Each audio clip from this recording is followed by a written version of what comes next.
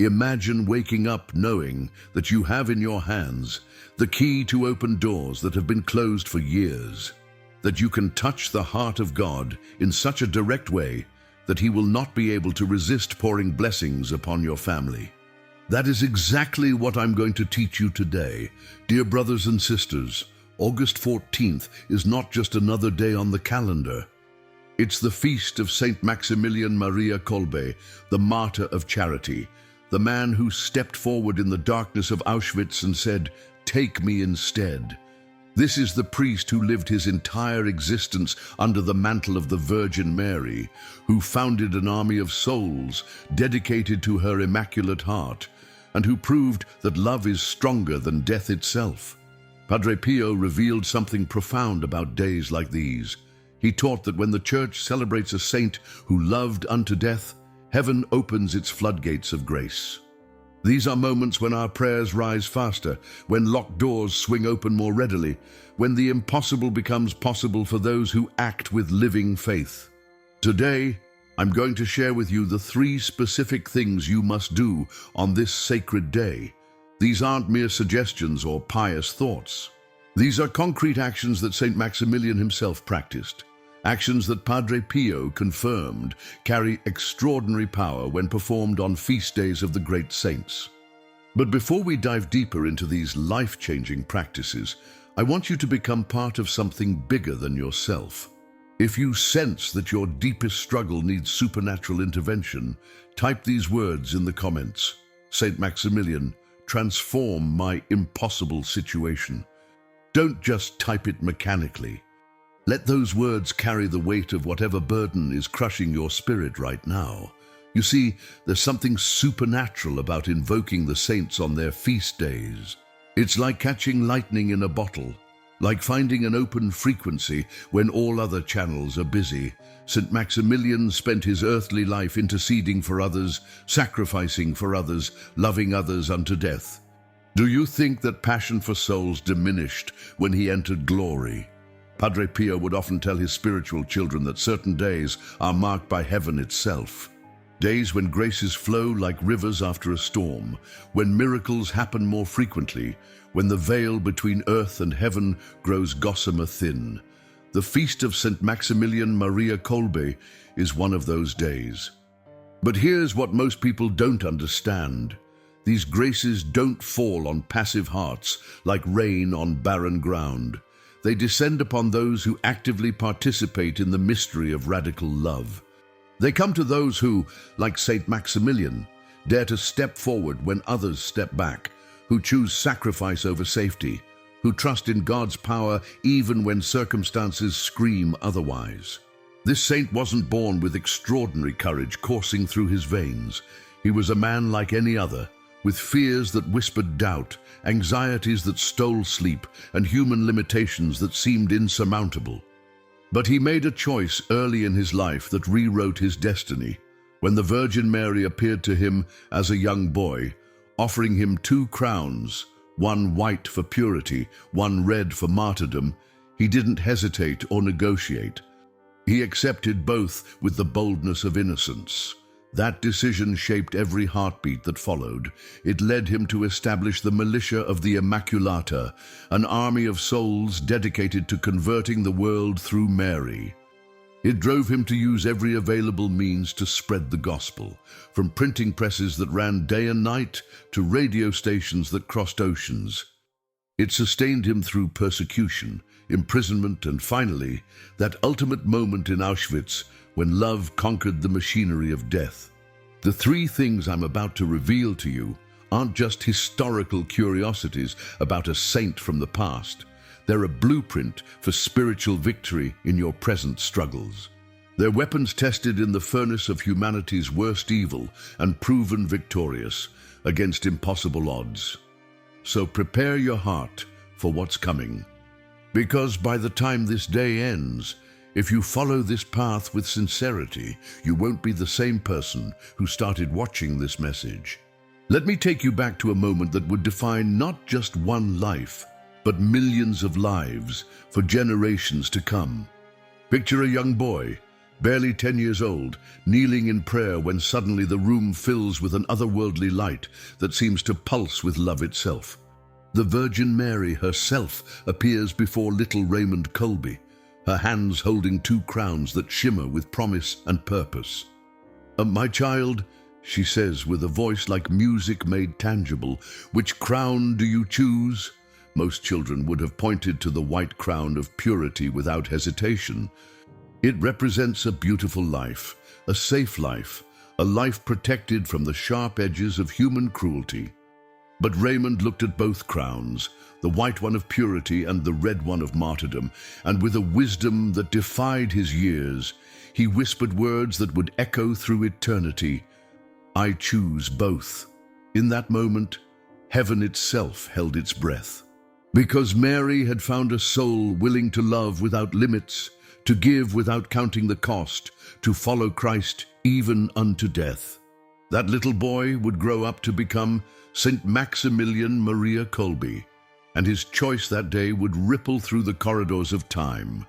What Mary showed Raymond in that vision wasn't just a personal calling.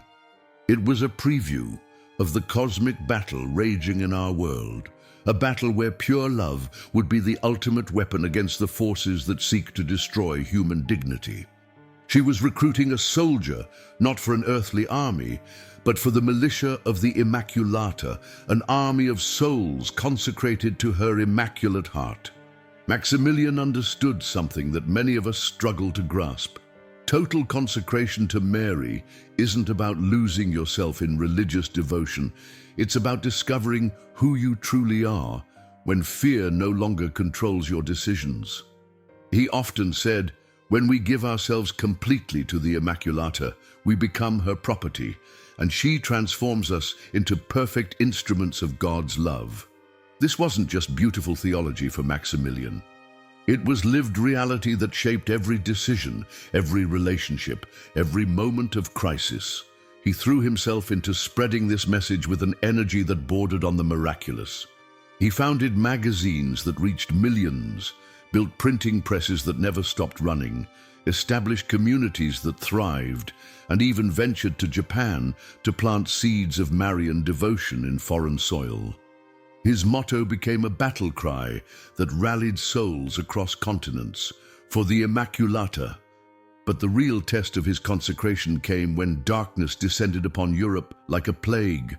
When the Nazis invaded Poland, they targeted priests and religious with particular venom, understanding instinctively that these men posed a threat to their ideology of hatred. Maximilian and his fellow Franciscans were arrested and eventually transported to Auschwitz, where humanity's capacity for cruelty reached depths that still haunt our collective memory. Yet even in that manufactured hell on earth, Maximilian's light refused to be extinguished. Prisoners later testified that he moved through the camp like an angel walking through flames, sharing his meager food rations when he was already starving, offering spiritual comfort when he himself was suffering, hearing confessions when speaking meant risking death, and reminding broken men that they were loved by God when everything around them screamed the opposite. One survivor, Bruno Bogoviec, would later say with tears in his eyes, "Father Kolbe was always serene, and he spread serenity around him like perfume. He was never downcast, never morose, never angry.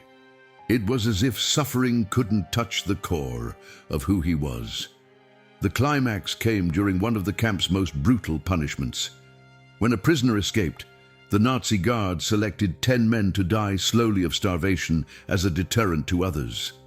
As their numbers were called like a grotesque lottery, one man, Francis Gajowniczek, cried out in anguish that pierced the heart of everyone who heard it. "My wife, my children, I'll never see them again." That's when something extraordinary happened. Maximilian stepped forward, not with drama or fanfare, but with the quiet certainty of a man who had been preparing for this moment his entire life. Calmly, without a trace of fear, he approached the commanding officer. "I want to take his place," he said simply, as if he were asking to switch seats on a train.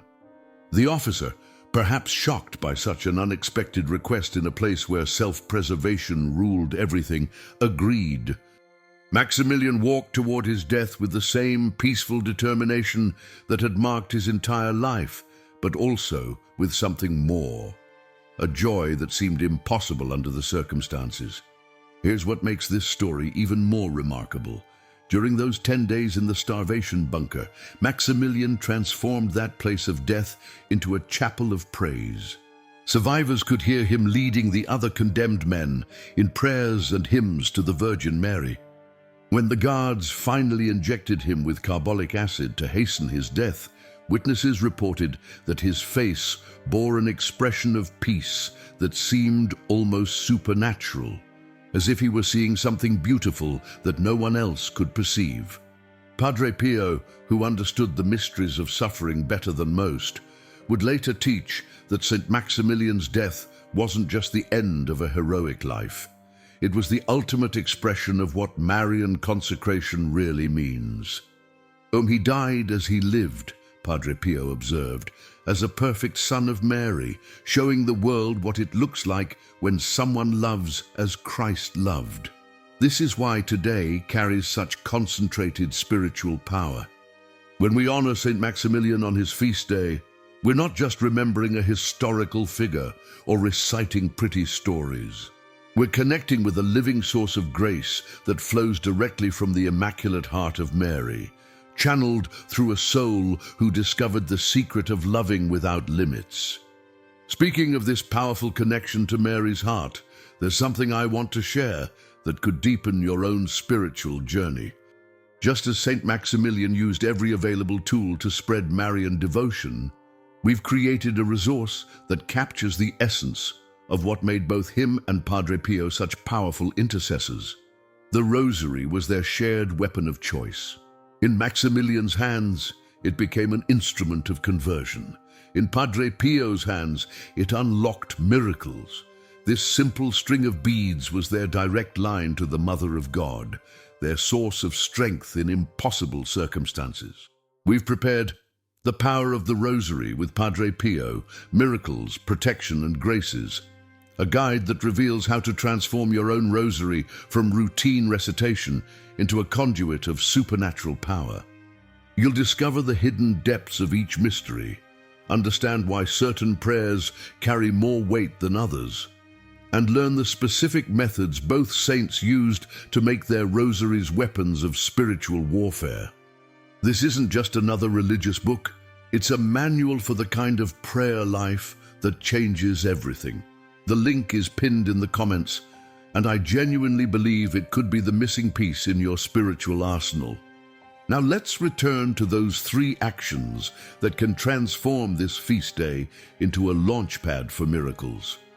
The first action you must take today, and what St. Maximilian considered the foundation of all spiritual victory, is to consecrate yourself, or renew your consecration, to the Immaculate Heart of Mary. But I'm not talking about merely reciting words from a prayer book while your mind wanders elsewhere. I'm talking about a surrender so complete that it changes the very molecular structure of your spiritual DNA. St. Maximilian taught that when we give ourselves entirely to Mary, we become her property in the most liberating sense possible, and she transforms us into perfect instruments in God's hands. Think about that for a moment. Not improved instruments, not better instruments, but perfect instruments. This isn't spiritual hyperbole designed to make you feel good. It's the reality of what happens when we stop hoarding pieces of ourselves from the Mother of God. Here's how to do this properly today, in a way that creates lasting change rather than temporary religious feelings. Find the quietest place in your home where you can kneel before an image of the Virgin Mary. If you don't have one, even a simple picture will do. What matters is the sincerity of your heart, not the monetary value of the image. Take your rosary in your hands and really feel its weight. This isn't just a piece of jewelry or a religious ornament collecting dust on your nightstand. It's a weapon that has conquered demons, converted hardened sinners, and opened the gates of heaven for countless souls. Now, speak to Mary as St. Maximilian did, not with flowery language designed to impress invisible listeners, but with the raw honesty of a child talking to the one person who understands them completely. Say something like this, but make it your own. Mary, Mother of God, I give you my past with all its failures, regrets, and missed opportunities. I give you my present with all its struggles, fears, and uncertainties. I give you my future with all its dreams, anxieties, and unknowns. Make me yours completely, so that I might belong entirely to Jesus through you. If you've already made this consecration before, don't think it's unnecessary to renew it like reheating yesterday's coffee. St. Maximilian renewed his consecration daily, understanding that our human nature constantly tries to reclaim pieces of what we've given to God. Each renewal deepens the surrender, tightens the sacred bond, and opens wider the channels through which grace flows. But here's what many people completely miss about Marian consecration. It's not passive spiritual retirement. When you become Mary's property, you don't become inactive. You become incredibly active, but your activity is guided by her wisdom rather than your own limited understanding. St. Maximilian didn't become less energetic after his consecration. He became more focused, more effective, more willing to take calculated risks for the kingdom of God. The second action flows naturally from the first, like water following the path of least resistance. Padre Pio taught that on feast days of great saints, we should offer a holy mass or receive communion with a specific intention, not just any intention, but an impossible one. Yes, impossible by human standards, impossible by natural logic, impossible by everything your practical mind tells you. Why impossible requests? Because St. Maximilian's entire life was a series of supposedly impossible achievements. Building a massive printing operation with no startup capital, impossible. Converting thousands in Japan without speaking the language fluently, impossible. Maintaining hope and joy in Auschwitz while watching humanity's worst impulses unleashed, impossible. Stepping forward to die for a complete stranger, impossible. Yet he did all of these things because he understood something that eludes most of us. When we unite our prayers with the Mass, when we receive Jesus in the Eucharist while interceding through a great saint, we're not limited by natural possibilities. We're operating in the realm where God specializes, making something out of nothing, bringing life from death, creating hope where none existed before. Today, when you attend Mass or receive communion, present that situation that keeps you staring at the ceiling at 3 a.m., that family member who seems forever lost to faith and good sense, that financial burden that appears to grow heavier each month despite your best efforts, that health crisis that doctors describe with increasingly serious faces, that relationship that seems beyond repair, where too many words have been said and too much damage has been done. Don't hold back because you think your request is too big for God or too small to matter. Don't edit your prayers to make them more reasonable or socially acceptable. I remember reading about a woman who, on St. Maximilian's feast day 3 years ago, brought her son's heroin addiction to Mass with trembling hands and a breaking heart. She had tried everything that human love and determination could attempt. Rehabilitation centers that cost more than her house, therapy sessions that ended in shouting matches, interventions that became battlegrounds, prayers that seemed to bounce off the ceiling, threats that only pushed him further away, pleading that fell on ears deafened by addiction's lies. Nothing worked. Her son was dying by degrees, and she was dying with him. But on that August 14th, she received communion and whispered through tears, "St. Maximilian, you know what it means to sacrifice everything for love. Please help me save my boy. I'll give you anything, my comfort, my reputation, my own life if necessary." Within a month, her son voluntarily entered treatment for the first time in 5 years. Within 6 months, he was clean and attending support meetings. Within a year, he was helping other addicts find recovery and had reconciled with his family. Today, he runs a ministry for parents of addicted children. Impossible. By human standards, absolutely, but not impossible for a saint who understood that love really can conquer death, that surrender really can lead to victory, that what looks like defeat can become triumph in God's hands. When you present your impossible request today, unite it with a sacrifice that proves you're serious, fast from something you genuinely enjoy. Give up a comfort that makes life easier. Offer some small suffering in union with Christ's passion. St. Maximilian taught that prayers accompanied by sacrifice arrive in heaven with greater urgency and power, like overnight delivery rather than regular mail. The third action strikes directly at the heart of evil and mirrors exactly what St. Maximilian did in that concentration camp. Perform a concrete act of heroic charity. I'm not talking about dropping coins in a collection basket or writing a check to a good cause, though those things have their place in a well-ordered spiritual life. I'm talking about doing something that costs you personally, something that requires you to step out of your comfort zone, something that makes you vulnerable for the sake of another person's good. St. Maximilian didn't just feel sorry for Francis Gajowniczek when he heard that desperate cry. He didn't just pray for him silently while someone else handled the situation. He didn't just hope that somehow things would work out. He stepped forward with deliberate intention and said words that changed everything. "Take me instead." That's heroic charity in its purest form. Love that acts decisively even when the cost seems too high to pay.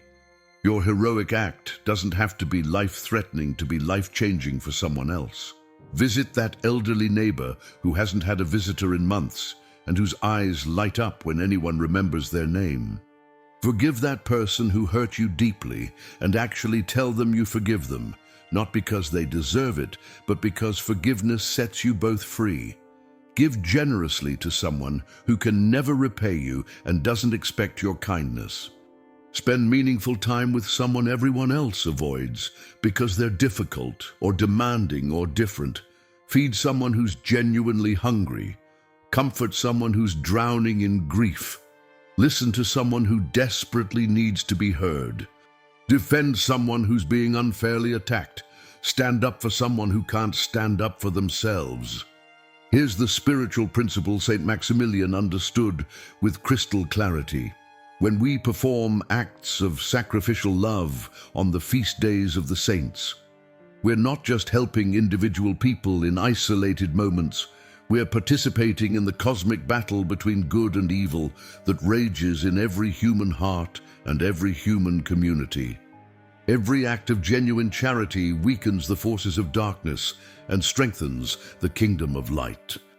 Padre Pio often said that a single prayer united to a pure act of charity has more power to change the world than 1,000 prayers offered without love in action. Why? Because it mirrors the heart of God himself, who didn't just feel compassion for our fallen world, but acted decisively to save it at enormous personal cost. Let me share one more testimony to encourage your faith. Last year, on St. Maximilian's feast day, a businessman decided his heroic act would be to reconcile with his estranged brother after 15 years of bitter silence that had poisoned both their families. It wasn't easy. Pride had to be swallowed like bitter medicine. Harsh words had to be forgotten. Old wounds had to be forgiven. Justified anger had to be released. But he made the phone call that his heart had been avoiding for years, arranged the meeting that seemed impossible, and chose love over the familiar comfort of resentment. That reconciliation didn't just heal two brothers, it healed two entire family trees. Children who had never met their cousins suddenly discovered they had extended family who loved them. A mother who had grieved the division of her sons lived to see them embracing again at her 80th birthday party. And both men discovered that the anger they had carried for 15 years like a heavy backpack disappeared the moment they chose to let it go. When you combine these three actions, total consecration to Mary, an impossible request offered through the Mass, and a heroic act of charity. You're not just having a nice religious day that makes you feel temporarily better about yourself. You're entering into the very mystery that defined St. Maximilian's life and death. You're choosing to love without limits, to trust without reservations, to act without counting the cost. Now imagine this day unfolding like a symphony where every note builds toward a crescendo of grace. Picture yourself awakening with laser-focused purpose, knowing that today you will not be a passive observer of your own life, but an active participant in something sacred that has the power to change everything. You begin at dawn, kneeling before Mary's image, placing yourself completely under her protective mantle through renewed consecration. Your words aren't just sounds evaporating in the air, they're declarations that reshape your spiritual reality at the deepest level. As morning progresses, you find yourself at Mass or in a moment of spiritual communion, holding that impossible situation before the altar like a precious offering. You're not begging desperately like someone who doubts God's power. Instead, you're presenting your need with the quiet confidence of a child who knows their parent can move mountains with a whispered word. The Eucharist becomes not just a familiar ritual, but a moment of supernatural exchange. Your weakness for His strength, your limitations for His infinite possibilities, your fear for His perfect love. Then as the day continues its natural rhythm, you step into that act of heroic charity. Maybe it's uncomfortable. Maybe it requires swallowing pride or facing awkwardness. Maybe it costs you something you'd rather keep. But as you choose love over convenience, something fundamental shifts inside you. You discover that giving sacrificially doesn't diminish you, it expands you. You realize that the more love you pour out, the more room your heart develops for even greater love. This is how St. Maximilian lived every single day of his adult life. Each morning brought renewed consecration that set the tone for everything that followed. Each Mass deepened his trust in impossible graces. Each encounter with others became an opportunity for heroic love that left both giver and receiver transformed. He didn't reserve this way of living for special occasions or feast days when he felt particularly spiritual. But he understood that certain days, marked by heaven itself, carry amplified potential for transformation, like spiritual power lines that carry higher voltage. Padre Pio taught that when we align ourselves with the rhythms of grace that flow through the liturgical calendar, we're not just following ancient traditions or religious customs, we're positioning ourselves to receive what God wants to give us most abundantly. It's like a surfer who waits for the perfect wave rather than fighting against the ocean's natural patterns. Think about the spiritual mathematics of this day. You wake up as someone who may have been holding back from total surrender out of fear or doubt. You begin by letting go completely through Marian consecration. You continue by daring to ask for the impossible through Eucharistic prayer. You complete the circle by loving heroically in concrete action that proves your faith is real. By evening, you're not the same person who started the morning. The transformation isn't just emotional or psychological, it's supernatural, written into the very fabric of your soul. This change isn't temporary inspiration that fades when Monday morning arrives. When we cooperate fully with grace on days like this, we create what the mystics called permanent spiritual momentum, a trajectory that continues long after the feast day has passed, like a rocket that escapes gravity's pull. St. Maximilian understood this principle with mathematical precision. His consecration to Mary as a young man didn't just affect that single moment, it shaped every major decision for the rest of his life. His impossible trust in God's providence didn't just help during easy times. It sustained him through the unimaginable horrors of Auschwitz.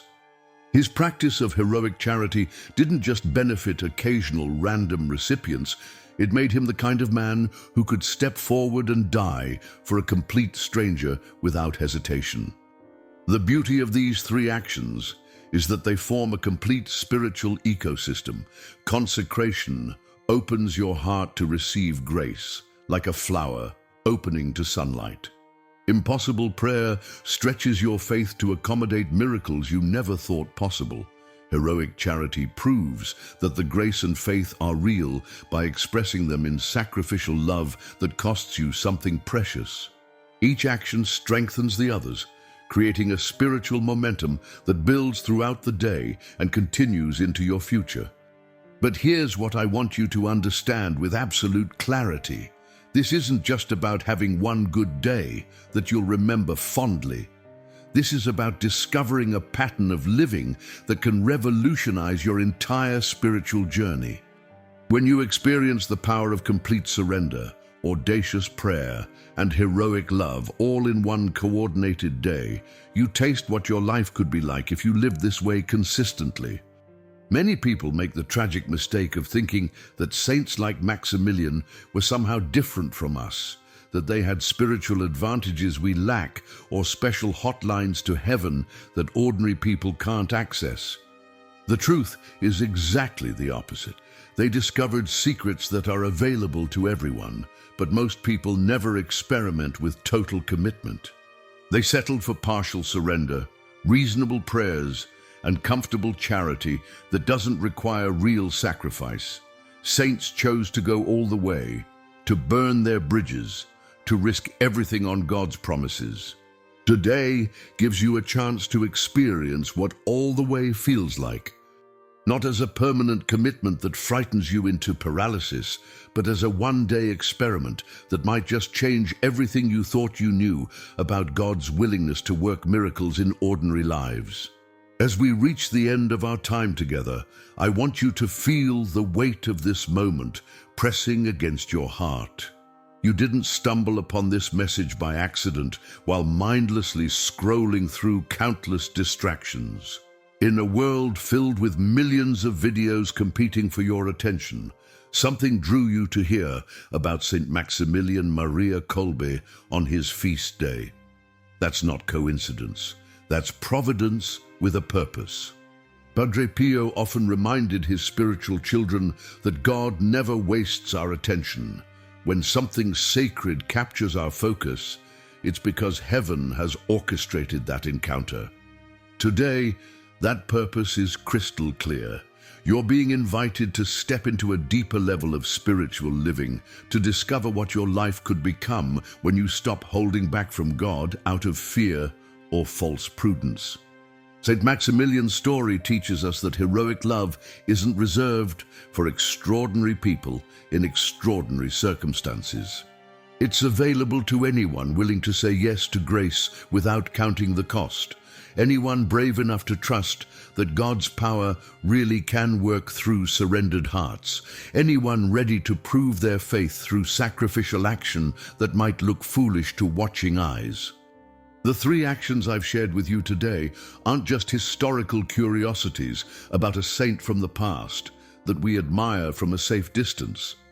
They're your roadmap for spiritual breakthrough in the present moment.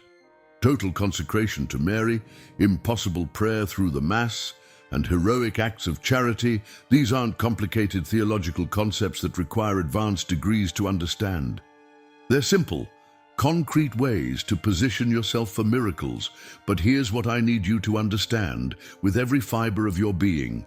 Knowledge without action changes absolutely nothing. You can admire St. Maximilian's courage from the comfort of your chair, appreciate Padre Pio's wisdom like an interesting historical fact, and feel temporarily inspired by their examples.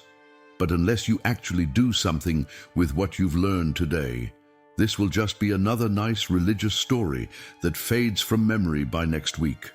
Don't let that happen. Don't be someone who collects spiritual insights like trophies, but never uses them to transform real life. Be someone who takes heaven seriously enough to risk looking foolish in the eyes of a world that has forgotten how to hope. I want to hear from you in the comments, and I want you to be bold about it. Tell me about your impossible prayer, that situation that seems hopeless by human standards, but might just be God's opportunity to show His power in your life. Share your heroic act of charity, That concrete way you're going to love someone sacrificially today, even if it costs you something you'd rather keep.